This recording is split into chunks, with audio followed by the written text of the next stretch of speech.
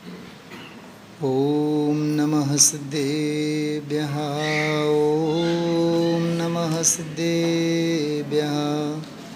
ॐ नमः सिद्धेभ्यः। नमो अर्हन्ताणं नमो सिद्धाणं नमो आर्याणं नमो वज्राणं नमो सर्वसाहुणं।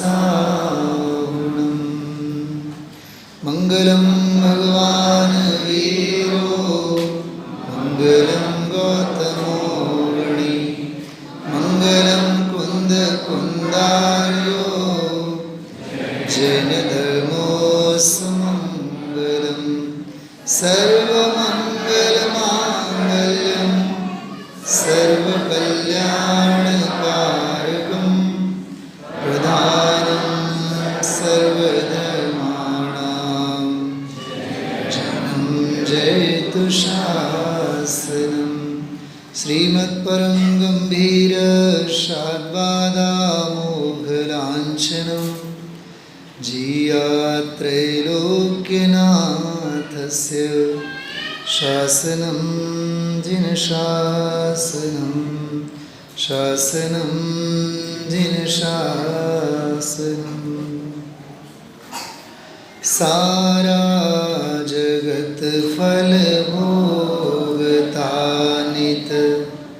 पुण्य एवं पाप का सब त्याग समरस निरत जिनवर सफल जीवन आपका।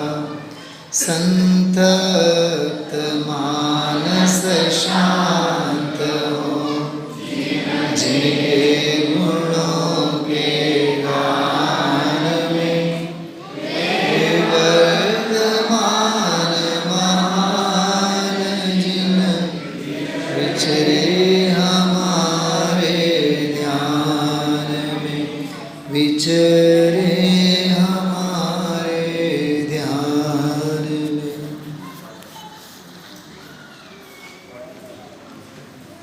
महावीर स्वामी नयन पथगामी भवतु में अथवा भवतु न। संपूर्ण जीवन इन पंक्तियों को हमें जीना चाहिए। नयन पथगामी शब्द अपने आप में, पद अपने आप में अर्थ गौरव से भरा हुआ है। हमारी दृष्टि जिस पथ पर रहें उस पथ पर आप ही हमें मिलते रहें, दिखते रहें। नयन पथगामी मतलब हमारे दृष्टि पथ पर आप बने रहें। सहज ही उस पद की तरफ ध्यान गया।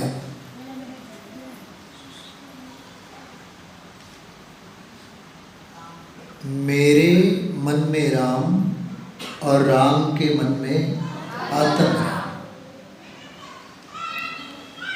शीर्षक कितना अच्छा है, कितना गंभीर भाव हम आप लोगों को बताता है। मंगलाचरण में जो अपन ने अभी महावीर पूजन का फल वाला छंद बोला सभी ने, सारा जगत फल भोगता नित्य पुण्य एवं पाप का। खास करके पद्म पुराण के राम के पात्र के माध्यम से कर्मों की विचित्रता, पुण्य पाप स्वरूप कर्मों की विचित्रता और धर्म आराधना की पराकाष्ठा और सिद्धि की चरम सीमा हम आप लोगों को दृष्टिगोचर होती है। महापुरुषों के जीवन चरित्र को जब अपन बारीकाई से देखते हैं तो अपना उदय का वैचित्र तो उनके सामने कुछ कुछ भी नहीं है। सोचें आप, ऐसा राम वर्तमान में जो अपनी सीता के लिए पत्थरों से पूछता होवे। समझ में आ रही बात? हिरण से पूछता होवे, अपनी सीता के लिए इतना व्याकुल होवे। ये बहुत सारे संदेश, ऐसे प्रसंग, ऐसे कथानक हम आप लोगों को समझाते हैं।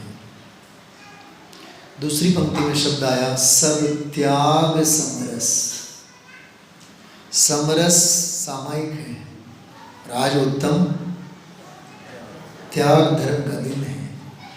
सब कुछ आपने छोड़ दिया, त्याग कर दिया। छूटा तो था ही अनादि से, अनादि से छूटा तो था ही।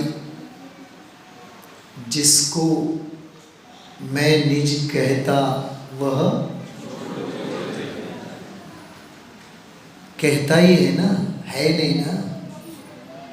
जिसको मैं, अनुज जी, जिसको मैं निज कहता है ना, कहता ही है ना, है नहीं ना।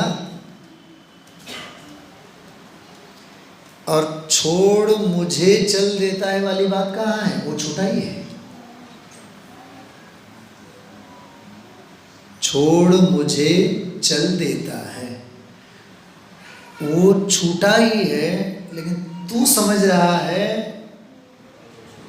कि मैं उनके साथ बंधा हुआ हूं। बंधन का भ्रम तेरे ज्ञान में है, मुक्ति का आनंद भी तेरे ज्ञान में है।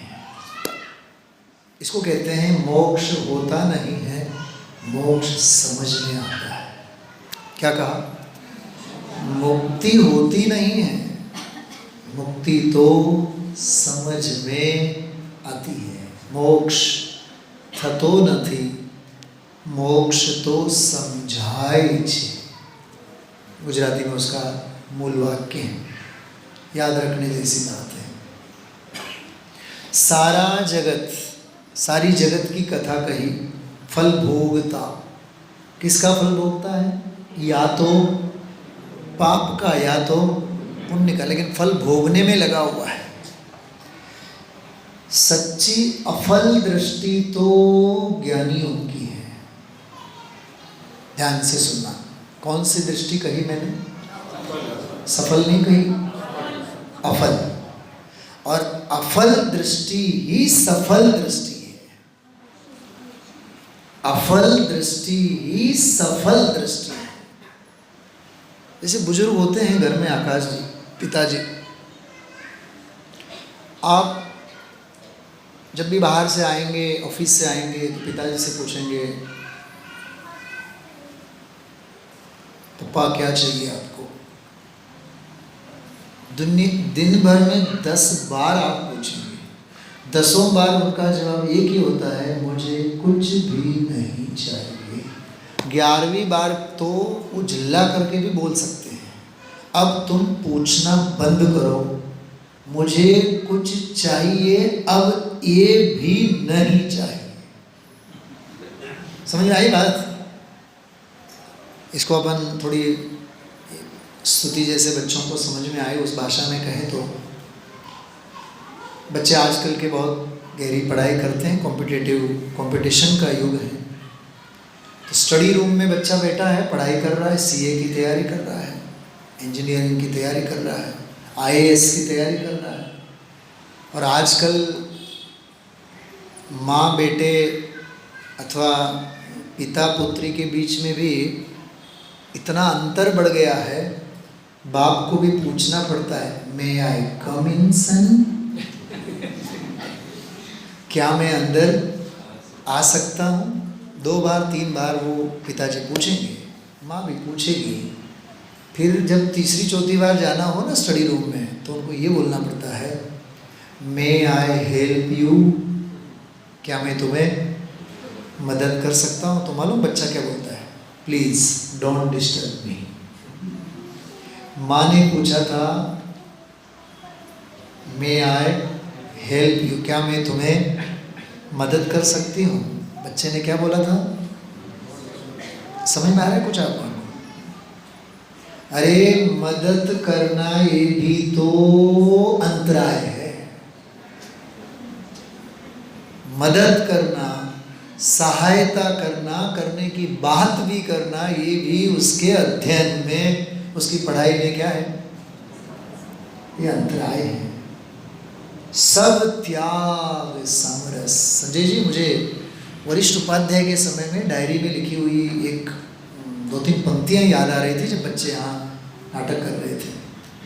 स्वयंवर में सीता को पाकर मत इतराओ राम। क्या कहा?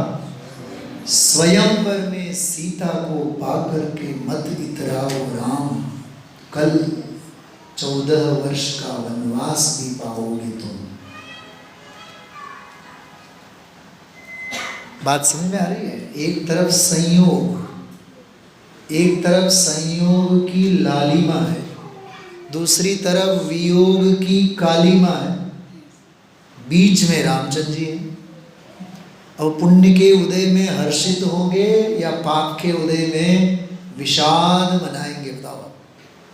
पुण्य पाप फल माई हरख विलखो।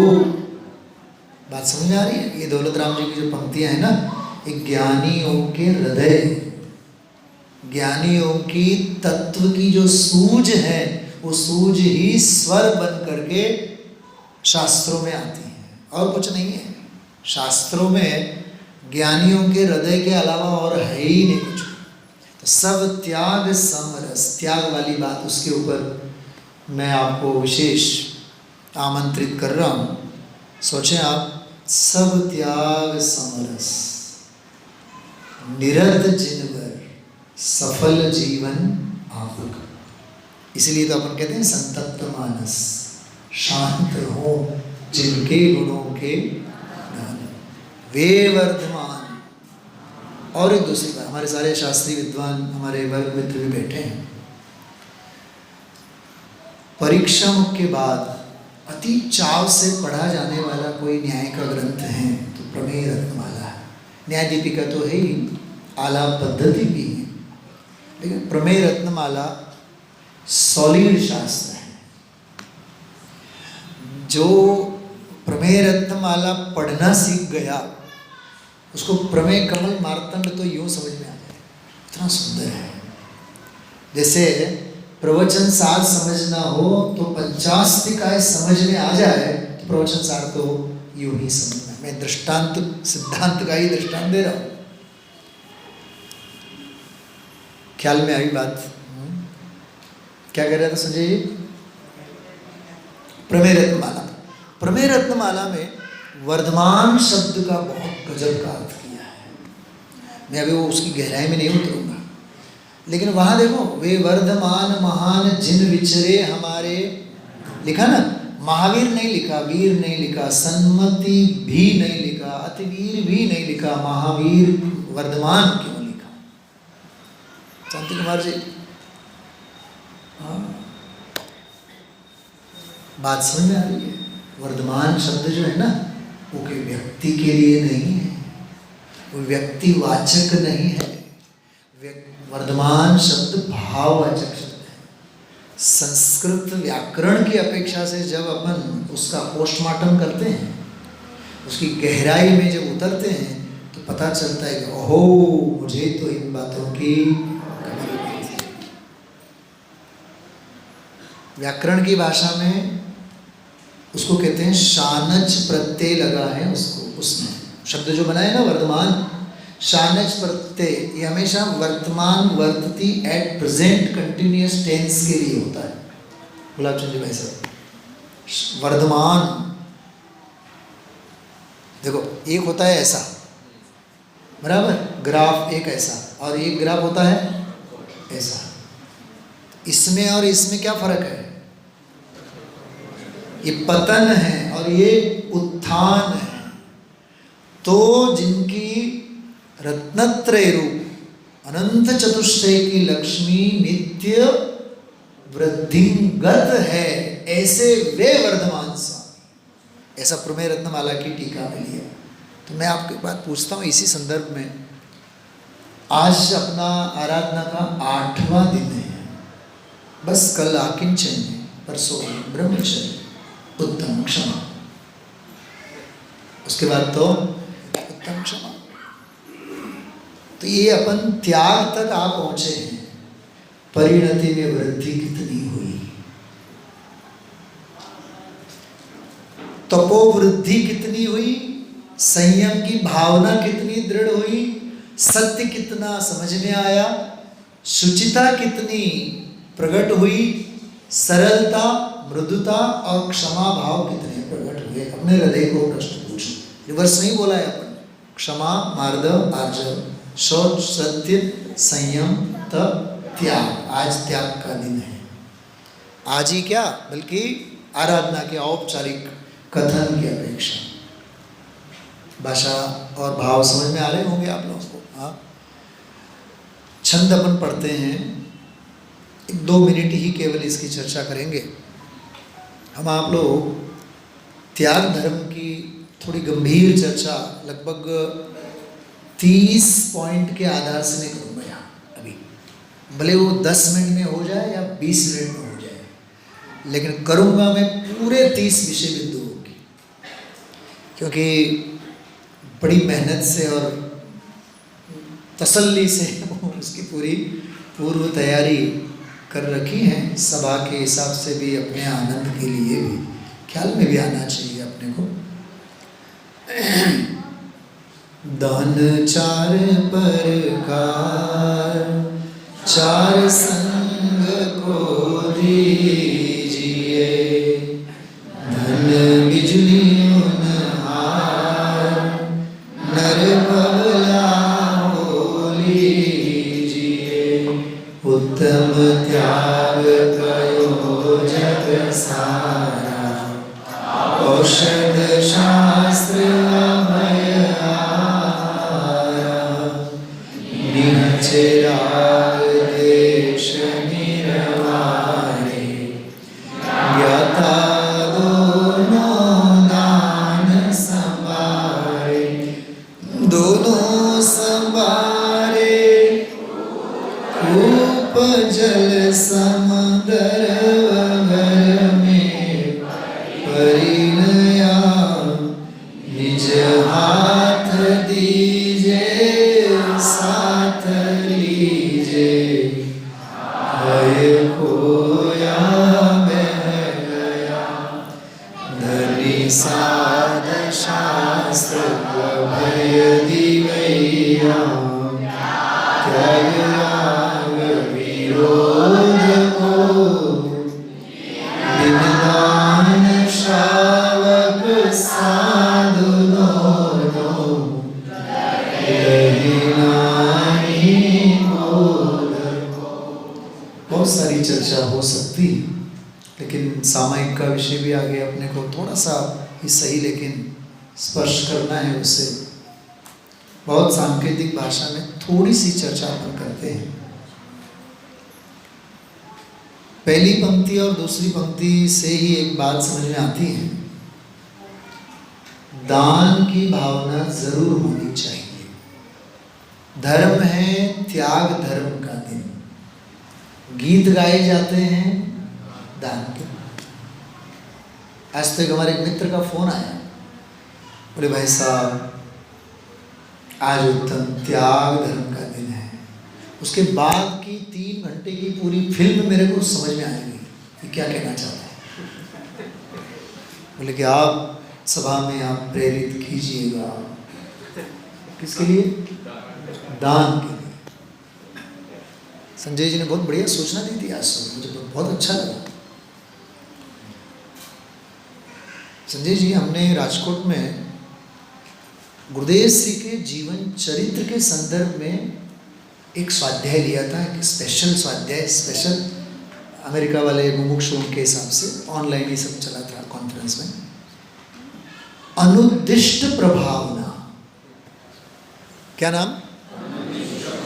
फिर एक बार बोलना। अपने सांस्कृतिक कार्यक्रम कैसे होने चाहिए? अनुद्दिष्ट प्रभावना। अरे हमारे स्वाध्याय कैसे होने चाहिए? बात समझ में आ रही है?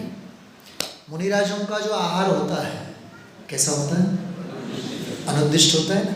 सोच विचार के तो होता ही नहीं ना, प्लान से तो होता ही नहीं ना, नक्की तो होता ही नहीं ना। जो मिला जहां मिला, बराबर आगम की मर्यादा में रहकर, आगम चक्षु साहू, आगम का उल्लंघन तो 3 काल में कभी नहीं करेंगे। सुनना, बहुत बहुत मार्मिक बात कह रहे हैं।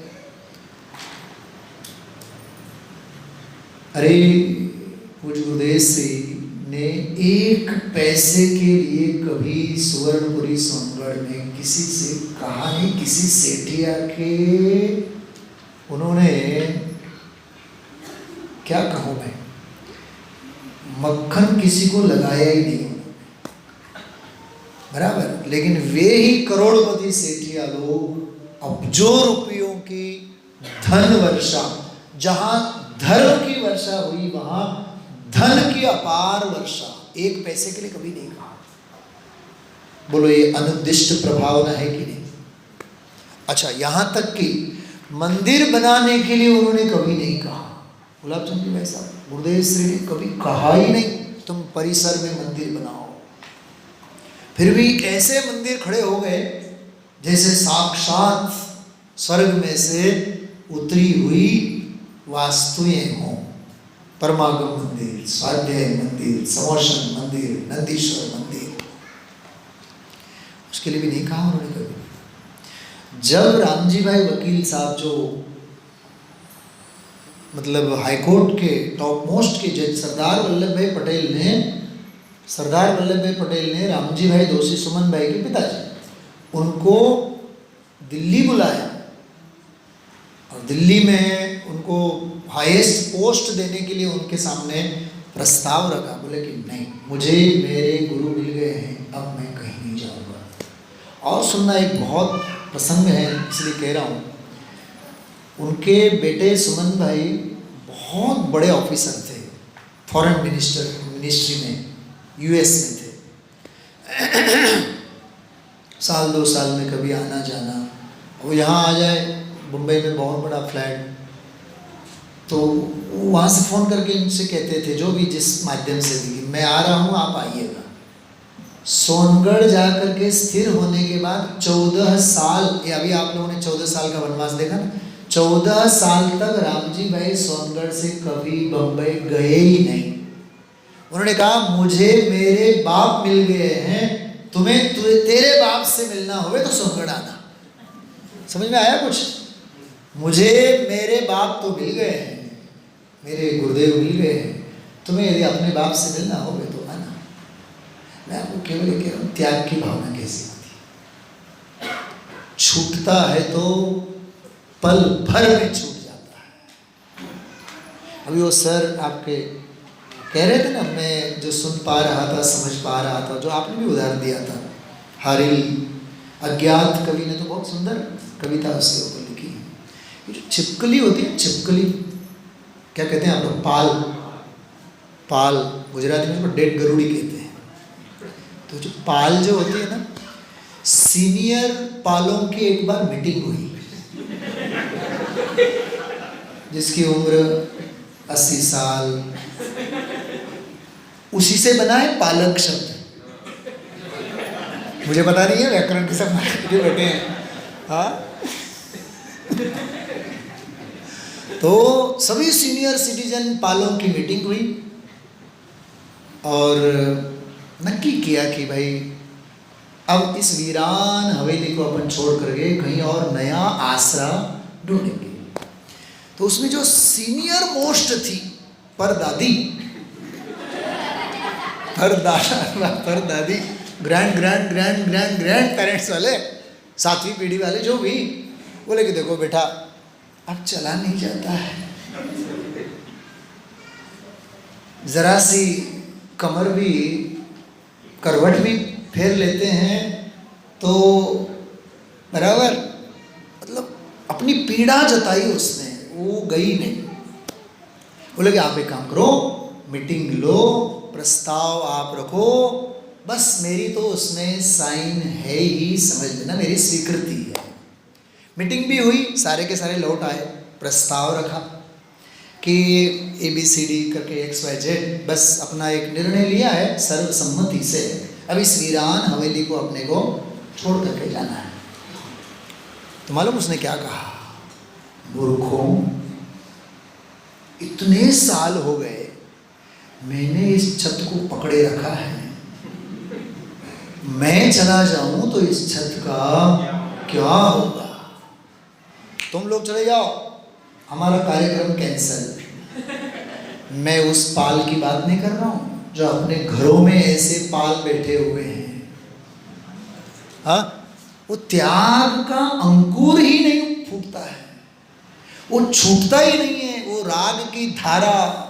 अरे यहाँ ज्ञानी धर्मात्मा कहते हैं ज्ञान धारा, ज्ञान धारा, ज्ञान धारा, ज्ञान धारा, और वहां भले गाएंगे कहाँ गए चक्री जिन जीता, गाएंगे सही, गुनगुनाएंगे नहीं। गुनगुना भी लेंगे लेकिन धुनेंगे नहीं, गुनेंगे तो सही लेकिन धुनेंगे नहीं। तो त्याग की जो भावना है ना, वो आंतरिक क्रांति के बिना नहीं हो सकती।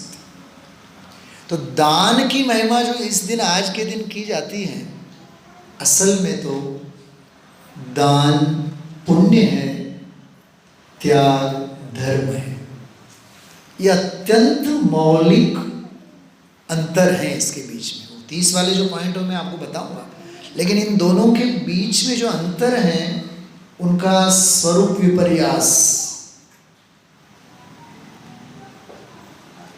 भेदाभेद विपर्यास, कारण कार्य विपर्यास। टोरमल साहब ने 3 बातें कही हैं मोक्षा प्रकाशक में। किसी भी वस्तु स्वरूप के बारे में निर्णय करना हो तो 3 की फैक्टर याद रखना। स्वरूप विपर्यास, भेदाभेद विपर्यास, कारण कार्य विपर्यास, ये बराबर समझ में आना चाहिए। इसलिए दान की महिमा तो की जाती है, लेकिन समझने जैसी बात है थोड़ी सी, इसमें अपन लोग आगे बढ़ते हैं। दान के प्रकार कितने कहे गए हैं सभी को याद है अपने को? 4। कौन कौन से? आहार दान, औषध दान, अभय दान। चलो मैं सीधा सवाल पूछता हूँ। 2 होते हैं ना, शावक और श्रमण। शावक हम आप और श्रमण मुनिराज। तो चारों प्रकार के दान जो हैं उनमें से श्रावक कौन कौन से प्रकार के दान कर सकता है? जल्दी बोलिए। आहार दान, औषधि दान, अभय दान, ज्ञान दान। ठीक है, मुख्य गौणता की अपेक्षा से चारों भी करने का हकदार है। अब श्रमण जो है, मुनिराज जो हैं, वो मुनिराज कौन से दान करते हैं 4 में से? बोलो। ज्ञान दान और अभय दान, बराबर। तो आहार दान तो श्रावक करेगा, आहार दान, लेकिन मुनिराज आहार त्याग कर सकते हैं, आहार दान नहीं कर सकते।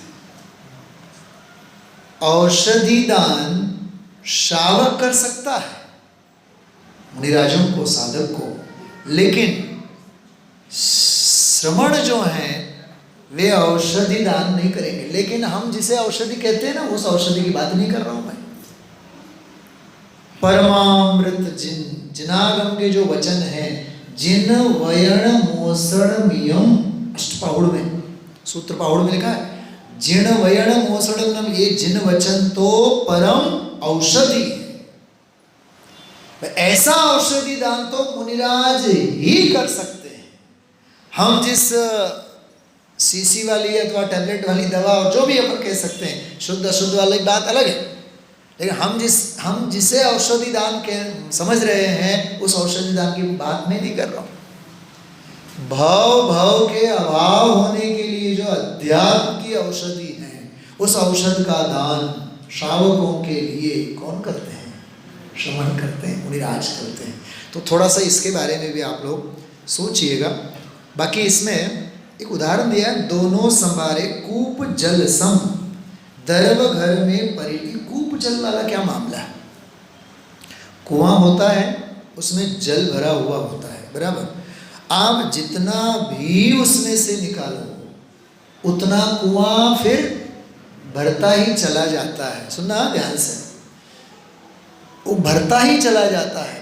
लेकिन वो यदि प्रयोग में नहीं आवे, उपयोग में नहीं आवे जल, तो जल सड़ेगा और उसमें नाना प्रकार के जीवों की उत्पत्ति होगी।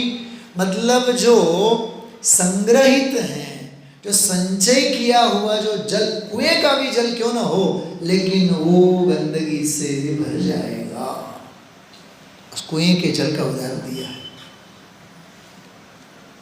कि भाई यदि धन बड़ा हुआ है, और है, सदाशिव दास जी साहब ने तो पूरे परसेंटेज गिनवाए हैं, 10%, 20%, 25%, ये सब अपने आय, जो न्याय नीति पूर्वक जो आय अपना जीवन में है, उसमें से हमें ज़रूर इतना % तो ज़रूर दान तो देना ही देना चाहिए। तो कहने का तात्पर्य ये है, चारों प्रकार के दान के बारे में ये थोड़ी सी मार्मिक बात अपने को ध्यान में लेने जैसी है। आचार्य जयसेन देव ने 239 नंबर की गाथा में बहुत सुंदर, मैं तो कहता हूँ त्याग की ये व्याख्या अस्ति नास्ति अनेकांत वाली व्याख्या है। क्या कहा है? त्याग की व्याख्या, लेकिन अस्ति नास्ति अनेकांत वाली व्याख्या है। देखना आप आचार्यों की देखो वाणी कैसी होती है। निज शुद्धात्म परिग्रहम कृत्वा, पहले अस्थि को लिया, निज शुद्धात्मा को परिग्रह करके, मतलब चारों तरफ से उसको ग्रहण करके।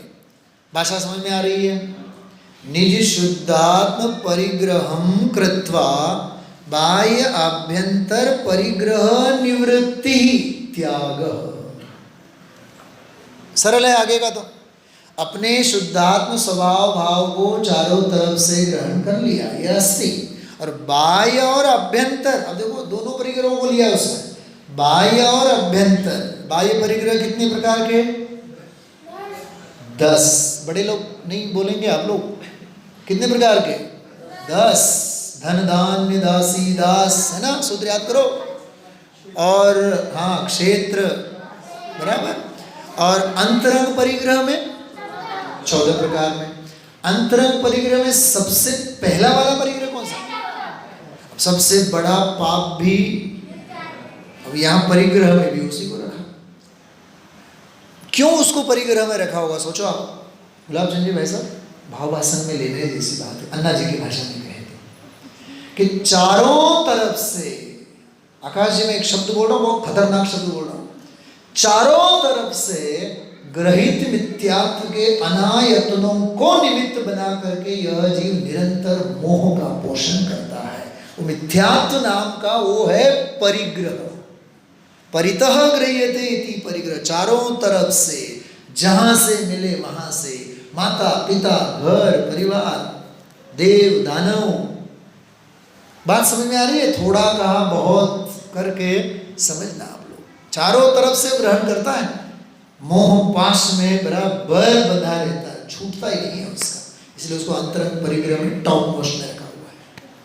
और वो है तो फिर आगे के क्रोध मान माया लोभ हास रति अगरति शोक भय जुगुप्सा स्त्री वेद पुरुष वेद नपुंसक वेद आदि सब है। और वो खत्म हुआ, वो यदि खत्म हुआ तो बाकी के सर सेनापतियों को शांत होने की कोई अपने आप ही वो, अरे जड़ ही उखड़ गए तो पेड़ के पत्ते कब तक हरे रहेंगे? सूखने में देर नहीं लगती। इसलिए अंतरंग परिग्रह और बहिरंग परिग्रह दोनों को भी निवृत्त, उन दोनों से निवृत्ति, दोनों से निवृत्ति। हर्षवर्धन जी भाई साहब, आपने शायद सुना हो बाबूजी के श्रीमुख से, बम्बई के जो शांति भाई जैसे बड़े बड़े सेठिया लोग गुरुदेव श्री के समय में जब वहाँ साक्षात उनका लाभ लेने के लिए पहुँचते थे, दिन भर तो बराबर लाभ लेते थे, लेकिन शाम होते वो ज़माना था कि कहीं किसी के घर में फ़ोन हो, ब्लैक कलर का वो बक्सा, अब वो शाम को जा कर के बेटे से पूछती थी, धंधे का क्या हुआ, व्यापार का क्या चल रहा है, शेयर बाजार का क्या हुआ, हाँ आज बाजार गिरा या बाजार हाँ चढ़ा, ये सब मतलब गुरुदेव सिंह को पता चलता था। तो उस सेठियों को भरी सभा में कहते थे, खबर छे, सुनना ध्यान से, खबर छे पतंग तो सोनगढ़ में उड़े छे पण मांझो तो मुंबई नो हाथ में छे। संजय जी, मतलब पतंग तो उड़ रहा है यहाँ कुंतलगिरी में, लेकिन वो मांझा तो कहाँ है। आप सोचना, क्षेत्रांतर तो हुआ लेकिन भावांतर नहीं। हम समझ रहे हैं कि हम क्षेत्र में आए मतलब निश्चल्य हुए, निश्चल्य नहीं हुए, सशल्य हुए। सशल्यो व्रति, नया सूत्र बनाओ, ओरिजिनल वाला कौन सा है, निश्चल्यो व्रति, सशल्यो व्रति।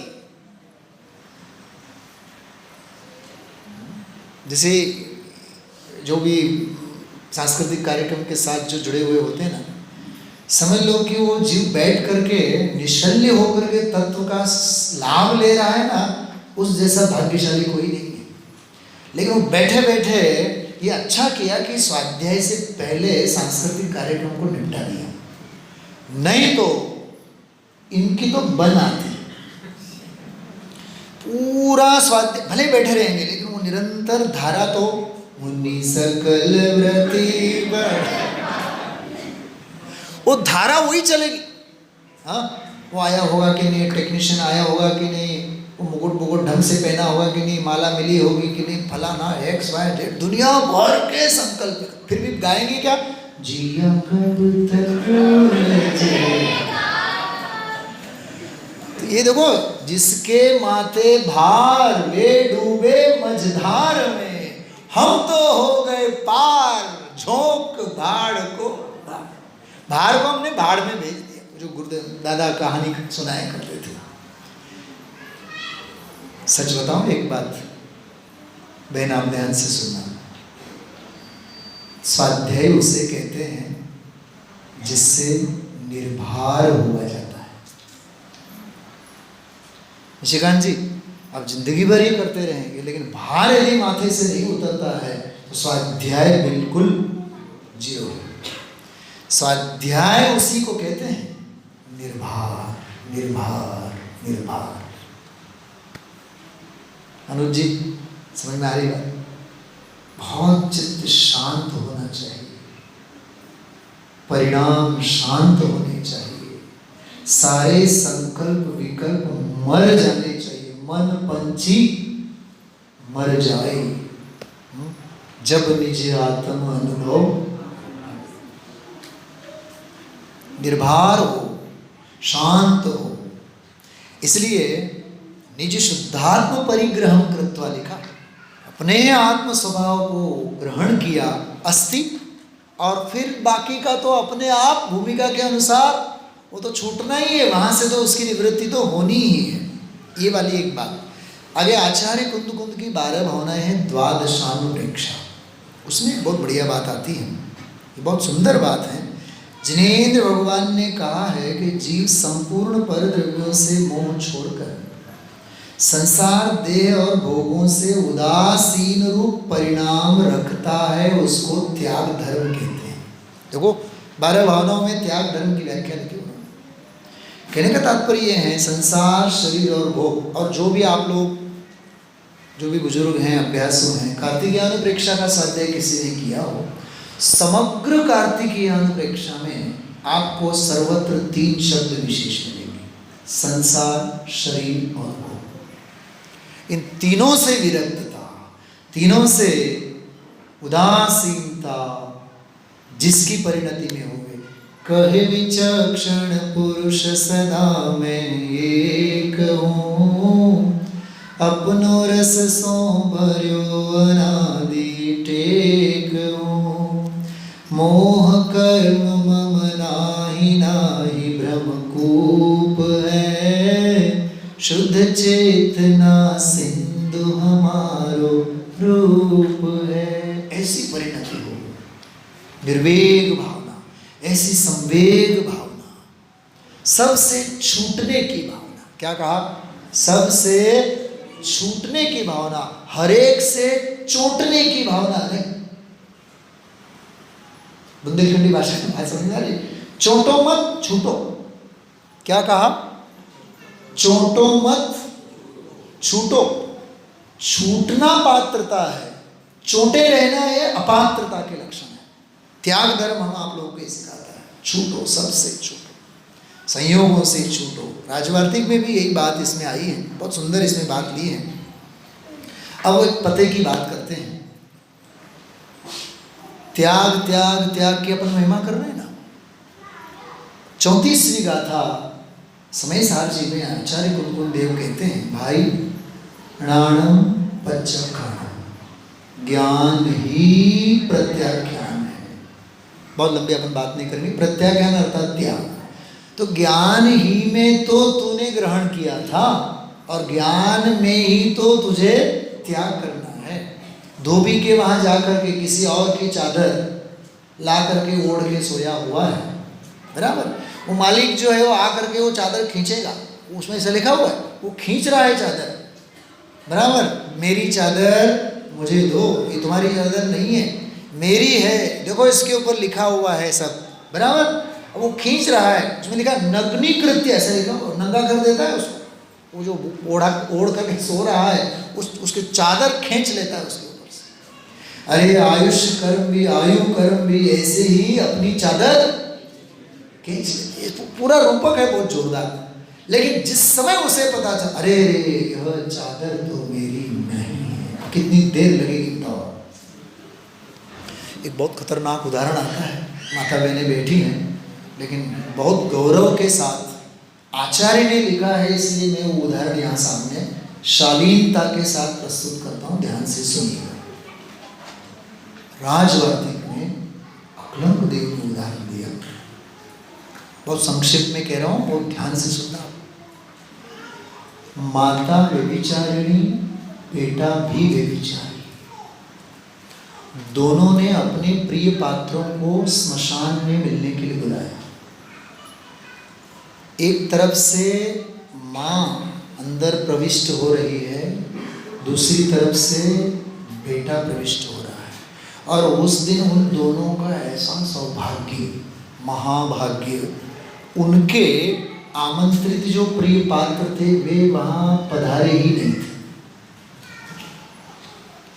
और जैसे ही वे दोनों नजीक में आते, अमास का अंधेरा था, दोनों यही समझ रहे हैं बस अपने अपने प्रिय पात्र सामने आ रहे हैं, और दोनों निकट में आ रहे हैं, दोनों नजीक में आ रहे हैं। दोनों निकट में अभी आए नहीं आए, जोरदार बिजली चमक उठी, और जैसे ही बिजली चमक उठी वैसे ही एक दूसरों का चेहरा एक दूसरों को दिखाई दिया, तत्काल वहां से वे छूट गए। इसका नाम है त्याग।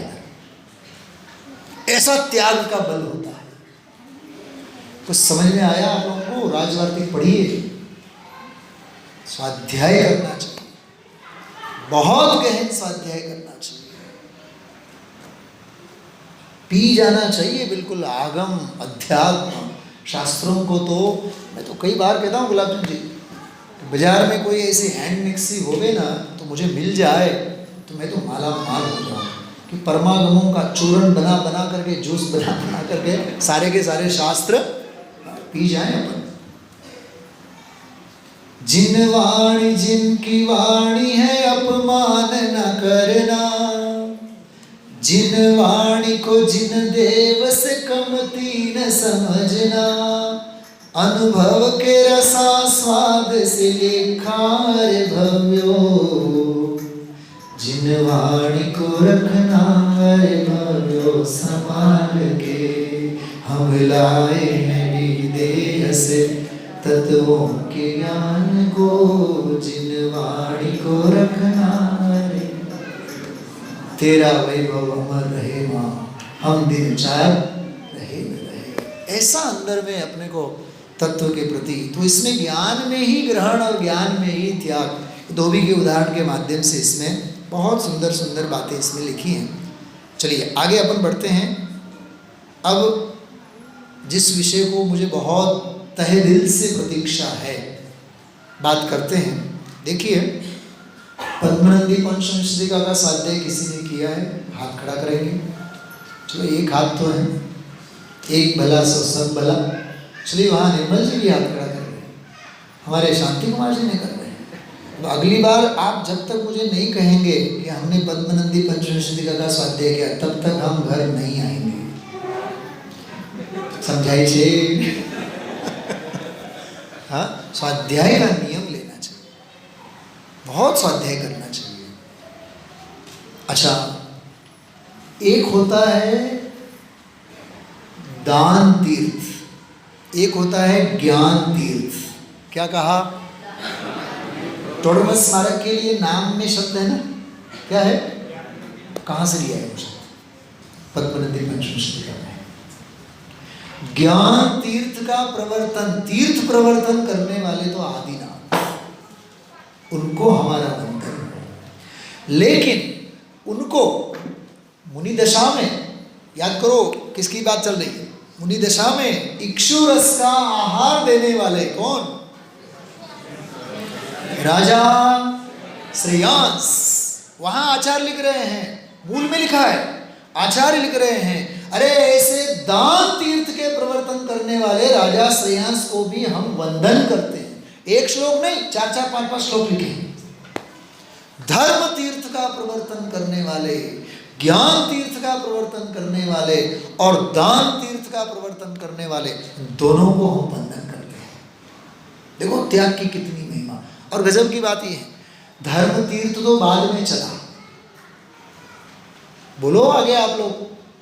धर्म तीर्थ तो बाद में चला, पहले दान तीर्थ का प्रवर्तन हुआ। कुछ लॉजिक समझ में आ रही है? इक्षुरस का आहार दिया ना मुनिराज को, उसके बाद तो जाकर के वो सारी आगे की साधना हुई। तो दान तीर्थ और उसके बाद धर्म तीर्थ। इसीलिए भी इस उत्तम त्याग धर्म के दिन संस्था आदि के जो व्यवस्थापक आदि होते हैं, स्वाभाविक है कि जीवों में त्याग की भावना दृढ़ हो, इसलिए दान की बात करते हैं। वो भी सर्वथा सरासर गलत है, ऐसा बिल्कुल भी नहीं है। बात समझ में आई? अब इसमें देखिए, दान तीर्थ के प्रवर्तक राजा श्रेयांस, धर्म तीर्थ के प्रवर्तक आदिनाथ भगवान, इन दोनों को वंदन करते हुए पद्मनंदी आचार्य वहाँ खूब महिमा गाई, खूब महिमा गाई। एक श्लोक में तो ऐसा लिखा, भाई तुम्हें इतना धन मिला, इतना संयोग मिला, इतना वैभव मिला। अरे कौवे को रोटी का टुकड़ा मिलता है तो कौवा क्या करता है? काव काव काव करके। अच्छा, कौवा कलर से कैसा होता है? रंग से, लेकिन दिल से सफेद होता है। उसको अपने साधर्मी भाइयों से बहुत वात्सल्य होता है। वो क्या करता है? वो सारे अन्य कौवों को बुला करके एक ही उस रोटी के टुकड़े में से, चलो एक घास तुम लो, एक घास तुम लो। आचार्य पद्मनंदी देव वहाँ लिखते हैं, यदि तुझे मिले हुए वैभव भोग में साधर्मी को देने का, बांटने का भाव नहीं होता है, तो समझ लेना तू कौवे से भी गया बीता है। बोला आप साधर्मी वात्सल्य के कितने गीत गाए हैं? उमाकांत जी, बात याद आ रही है आपको? नीति शतक में हम आप लोगों ने दूध वाला रूपक पढ़ा है। हाँ, तपेले में आप लोग दूध रखते हैं और भाइयों का तो, बहनों का तो जन्म सिद्ध अधिकार है। कटोरी 2 कटोरी उसमें, बोलिए तो सही, पानी डालेंगे बराबर। अब वो जो जल है वो दूधमय हो जाता है और दूध ने अपना सर्वस्व उस जल को, धवलता, मधुरता, सारे गुण दे दिए। अब आग लगी है दूध के घर में, नीचे से तपेला तो तपरा है ना। अब ये बात पता चली जल को। जल ने सोचा, अरे हम जिसके घर में कुछ ही क्षण पहले आए हैं, उसने तो अपना सर्वस्व हमें दे दिया। धिक्कार है इस जीवन को। वो दूध का घर जल करके खाक हो जाए, उससे पहले तो हम सुसाइड कर लेते हैं। समझाई छे? हाँ, सोनटके सर, हाँ, संस्कृत में श्लोक है। वो सुसाइड करने के लिए जल आता, पहले दूध गर्म होता है, स्तुति बोल बेटा, दूध जब गर्म होता है ना, अभी ट्रेनिंग के लिए बहुत देर है क्यों? अच्छा, वो दूध जब गर्म होने लगता है तो सबसे पहले भाप बंद करके कौन निकल जाता है? जल। अब जल जैसे ही भाप बन करके निकल जाता है, दूध को लगता है अरे रे मेरा साधर्मी चला गया, इस जीवन में मुझे अब यम संलेखना ही लेना। ये मैं रूपक की वहां नहीं लिखा है यम संलेखना, ढूंढोगे फिर मुझे कहोगे आप। अब वो दूध ऊपर आने लगता है। अच्छा बहनें आप बताइए क्या उपाय करती हैं आप? फिर से वही 12 भावना।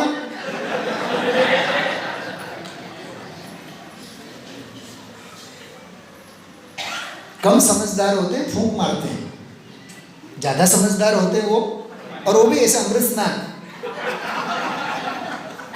भर करके नहीं फेंकती, अमृत स्नान। अरे उस दूध को केवल जल का अमृत स्नान मात्र पर्याप्त है। अरे रे मेरा साधन में कहीं नहीं गया, इसी दुनिया में चलो शांत स्वरूपो। तो दूध भी बीज मंत्र बोलने लगता। आप सोचो तो सही, मैं आपको हंसते हंसते बहुत बड़ी बात कह दी। साधर्मियों का परस्पर में ऐसा वात्सल्य होना चाहिए। संजय जी ये कहने का तात्पर्य है, जिस दिन से अपन ने पढ़ा है मेरे हृदय में तो टंकोत्कीर्ण है, ऐसा वात्सल्य होना चाहिए। इसलिए भी दान की भी महिमा और त्याग की भी महिमा, ये गजब की चर्चाएं हैं। देखिए अब थोड़ा सा सूत्र शैली में बात करता हूँ, समय काफ़ी हो गया है। त्याग है वो धर्म है, बराबर, दान है वो पुण्य है। इसकी तो बात अपन ने की है। इसमें आगे इन्हीं पॉइंट में आएगा वो विषय, नहीं आएगा तो अपन फिर उसको मैं ले लूँगा। देखिए दान एक रूप होता है। क्या कहा? दान कैसा होता है? दान अलग अलग नहीं होता है, दान एक रूप होता है। राज्य छोड़ दिया, स्त्री छोड़ दी, पुत्र छोड़ दिए, धन वैभव सब कुछ छोड़ दिया, बस छूटना देह बाकी रहा। सर्व से ना एक रूप होता है त्याग। दान अनेक रूप होता है। क्या कहा? आप अनेक प्रकार से दान दे सकते हैं, तन से, मन से, अरे अनुमोदना से। कईयों की तो जीभ भी प्रशंसा के लिए नहीं उठती है बच्चों के लिए। कई ऐसे लोग होते हैं खुद करेंगे नहीं और करने वालों को शाबाशी भी नहीं देंगे। संजय जी आजकल के जैसे परिवार के बारे में जब पेरेंट्स मीटिंग होते हैं ना हमारे वहाँ, तो हम लोग एक बात कहा करते हैं, आजकल के पेरेंट्स ऐसा करने के लिए तो स्कूल कॉलेज आएंगे, ऐसा करने के लिए नहीं आते हैं। पीठ थपथपाने नहीं आएंगे, तमाचा मारने जरूर आएंगे। अरे तन से, मन से, धन से, जिस प्रकार से भी आप कम से कम अनुमोदना तो करो। श्रेष्ठ आचरो नहीं, आचरण करने वालों की अनुमोदना तो करो। अरे कुछ नहीं तो कम से कम ताली तो बजाओ। तो ऐसे कहने का मतलब अनेक रूप से हो सकता है। अच्छा सुनना, बहुत बारीक बात है। त्याग हमेशा स्वाश्रित होता है, दान हमेशा पराश्रित होता है। क्या कहा? जैसे मुझे मेरे मोह राग द्वेष आदि का त्याग करना है तो मुझे किसकी जरूरत है? मुझे मेरे अज्ञान का त्याग करना है, मुझे किसकी जरूरत है? न द्रव्य की, न क्षेत्र की, न काल की, न भाव की। पहले टोक पहुंच गए, वहां से मुक्ति चले गए, दूसरे टोक पहुंच गए, वहां से मुक्ति चले गए। बस सब कुछ छोड़ छाड़ करके त्याग की भावना कहीं भी बैठ करके करें। त्याग स्वाश्रित है, दान पराश्रित है। तीन बातें तो होनी चाहिए ना, दातार, पात्र और देयभूत वस्तु द्रव्य। दातार देने वाला भी तो चाहिए और लेने वाला भी तो चाहिए ना, पात्र और देयभूत जो द्रव्य है। मतलब आप देखो, दान दातार देना तो चाहता है लेकिन दो की अधीनता तो उसको हमेशा नहीं, इसलिए पराश्रित। अच्छा गजब की बात, त्याग सार्वकालिक होता है, त्याग दान तात्कालिक होता है। आकाश जी, आपने इस विधान में 5 लाख रुपए दिए ना, तो अगली बार जब संजय जी आएंगे, मागच्या वेळी 5 लाख रुपये दिलेले आहेत, तर यावेळी थोडीशी कड़काई आहे, पुढच्या वेळी पाहू, पुढचा वेळ कधी। बात समझ में आ रही है? दान तो तात्कालिक होता है और त्रैकालिक, छोड़ दिया सो छोड़ दिया, त्याग सार्वकालिक।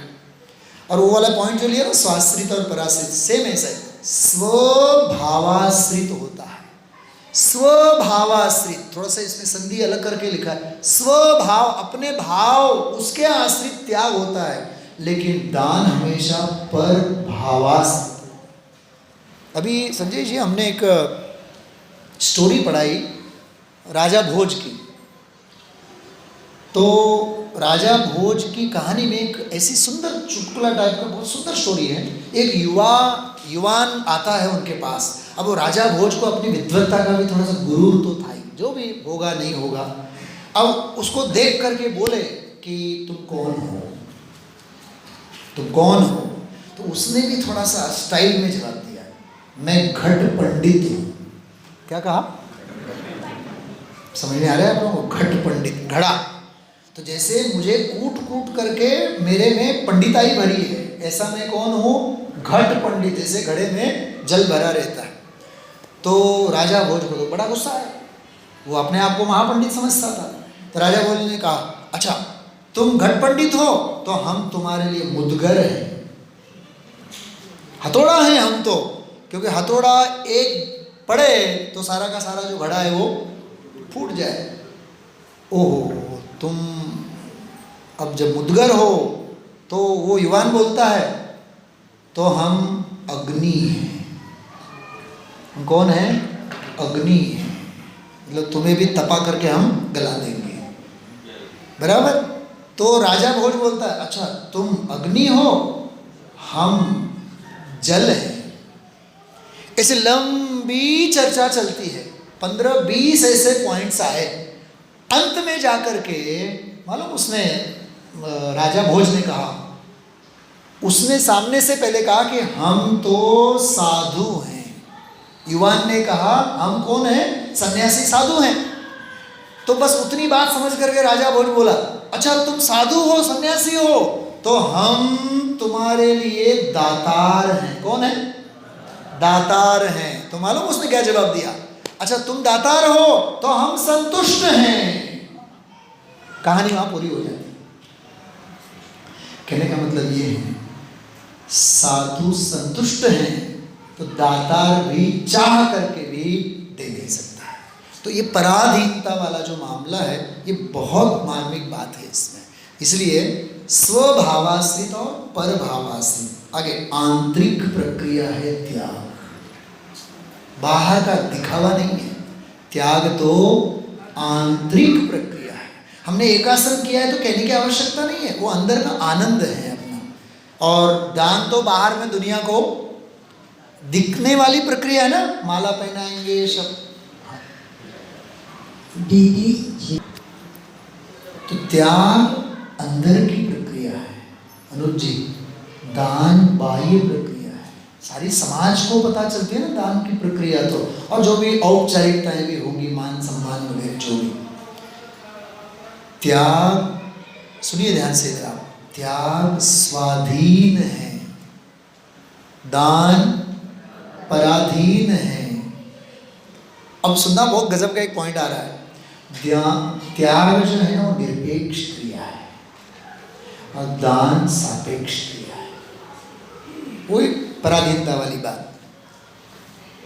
गुलाब चंद जी वैसा, त्याग निष्कषाय वृत्ति का नाम है, क्योंकि कषायों का त्याग होना है ना उसमें। तो त्याग तो निष्कषाय वृत्ति का नाम है। मैं बहुत सोच करके शब्द बोल रहा हूं, ध्यान से सुनना। निष्कषाय वृत्ति बोला मैंने, लेकिन दान सकषाय प्रवृत्ति है। वो प्रवृत्ति है और वो वाली अंदर वृत्ति है। वृत्ति और प्रवृत्ति दोनों में बहुत फर्क है। प्रवृत्ति तो बाह्य की बाह्याचार है, वृत्ति तो अंदर का अभिप्राय है। और क्या कहें, त्याग वीतराग रूप होता है, दान सराग रूप होता है। त्याग शुद्ध भाव रूप होता है, दान शुभ भाव रूप होता है। त्याग नियमित होता है, ये बहुत सुंदर, वो सार्वकालिक मैंने कहा था ना, नियमित होता है, लेकिन दान आकस्मिक होता है। मैंने अभी 2-3 दिन पहले कहा 10 दिन के लिए हम एकासन, फिर बाद में विषय भोगों में शवासन।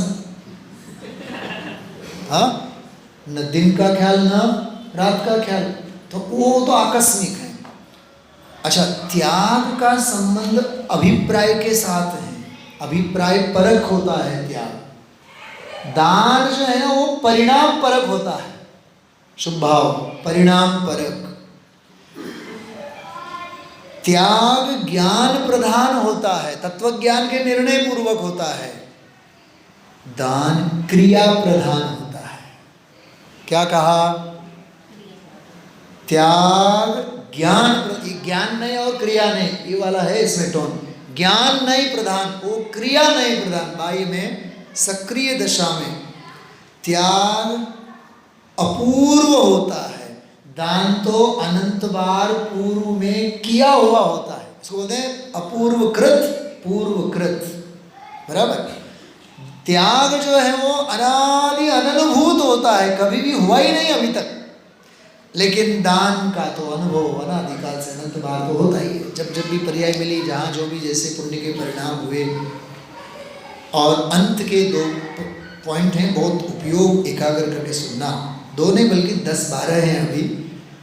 त्याग जो है ना वो संवर निर्जरा रूप होता है, और दान आश्रव और बद्ध रूप होता है।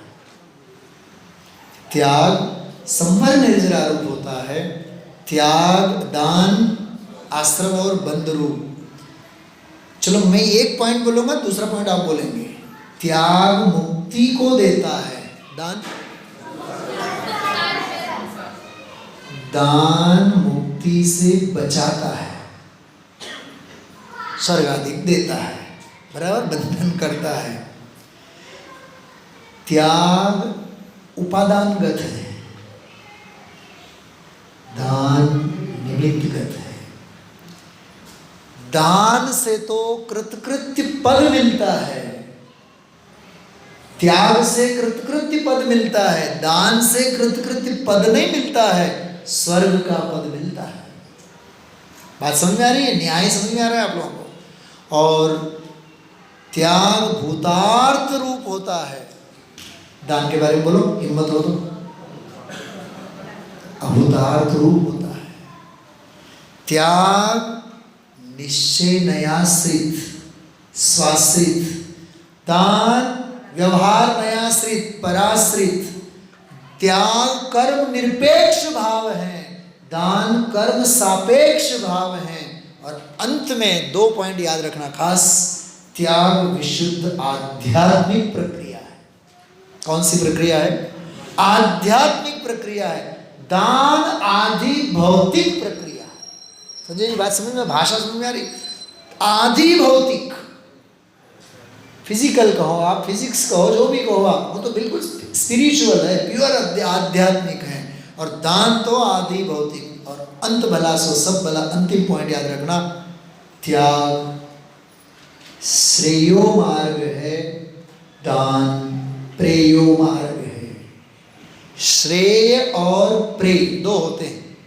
5 इंद्रियों के विषयभूत, बराबर, परिणाम फल ये सब आते हैं प्रेय में। प्रेय में स्वर्गाधिक ये सब प्रेय में जो प्रिय लगते हैं जीव को। लेकिन श्रेय अर्थात कल्याण, तो कल्याणमय श्रेय तो निःश्रेयस्पद तो मुक्ति है। इसलिए त्याग जो है वो निःश्रेयस दाता है, और दान है वो प्रेय प्रिय स्वर्गाधिक का दाता है। तात्पर्य इतना ही था त्याग और दान के बारे में। अंधानुकरण न करें, आगम के आलोक में बहुत गहराई से खूब आगम की अवगाहना करते हुए इस विषय की गहराई समझने की कोशिश करें। 1 घंटा और 5 मिनट हो गए हमारे बोलते। मैं अब सामायिक विषय की तरफ आगे बढ़ना नहीं चाहता हूँ। यही हमारे लिए सामायिक है, यही हमारे लिए ध्यान है। अंतिम मंगलाचरण के रूप में हम आप लोग सभी एक साथ एक आवाज में सत्वेषु मैत्रीम वाला छंद बोल करके विराम लेते हैं। आंखें बंद कीजिए, सामायिक की मुद्रा में आइए और छंद का पाठ करें। सत्वेषु मैत्री गुणेषु प्रमोदम क्लिष्टेषु जीवेषु कृपापरत्वं माध्यस्थभावं विपरीतव्रतो सदा ममात्मा विदधातु देव, सदा ममात्मा विदधातु